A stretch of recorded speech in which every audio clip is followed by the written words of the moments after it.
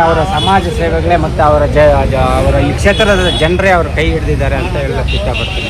ನಾವೇನು ಹೇಳ್ತೇವೆ, ಇವತ್ತು ಬಾಗೇಪಲ್ಲಿ ವಿಧಾನಸಭಾ ಕ್ಷೇತ್ರದ ಸಮಸ್ತ ಜನತೆಯ ಒಂದು ಜಯ ಮತ್ತು ಒಂದು ಶುಭ ದಿನ ಅಂತ ನಾವು ಇವತ್ತು ಹೇಳಲಿಕ್ಕೆ ಇಷ್ಟಪಡ್ತೇವೆ. ಇವತ್ತು ನಮ್ಮ ಕ್ಷೇತ್ರದ ಜನಪ್ರಿಯ ಶಾಸಕರು ದೀನ ದಲಿತರ ಆಶಾ ಕಿರಣ.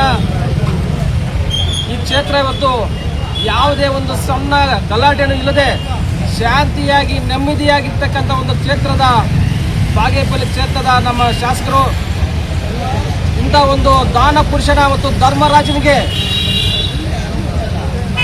ಸರ್ಜಾಪುರದ ಮುನಿರಾಜು ಎಂಬ ಸಿನಿಮಾತ್ಮನ ಮತ್ತು ಕರುನೆರಳಿನಿಂದ ಒಂದು ನಮ್ಮ ಒಂದು ಜನಪ್ರಿಯ ಶಾಸಕರಿಗೆ ಒಂದು ತೊಂದರೆಯಾಗಿತ್ತು ನಮ್ಮ ಒಂದು ಉಚ್ಚ ನ್ಯಾಯಾಲಯದಲ್ಲಿ.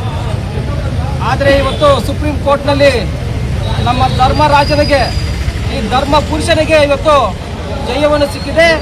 ಈ ಒಂದು ಜಯ ಯಾವತ್ತೂ ಕೂಡ ನಿಲ್ಲಲ್ಲ. ಯಾಕಂದರೆ ಯಾವತ್ತೂ ಕೂಡ ದಾನ ಧರ್ಮಗಳನ್ನು ಮಾಡಿ ಎಷ್ಟೋ ಜನರ ಪ್ರಾಣಗಳನ್ನು ಕಾಪಾಡಿ ಸುಮಾರು ಬಡ ಮಕ್ಕಳಿಗೆ, ಹೆಣ್ಣು ಮಕ್ಕಳಿಗೆ ಮಾಂಗಲ್ಯ ದಾನವನ್ನು ಕೊಟ್ಟಿರ್ತಕ್ಕಂಥ ಈ ದಾನ ಪುರುಷನಿಗೆ ಯಾವತ್ತೂ ದೇವರು ಕೆಟ್ಟದ್ದು ಮಾಡಲ್ಲ, ಯಾವತ್ತೂ ಒಳ್ಳೆಯದೇ ಆಗುತ್ತೆ.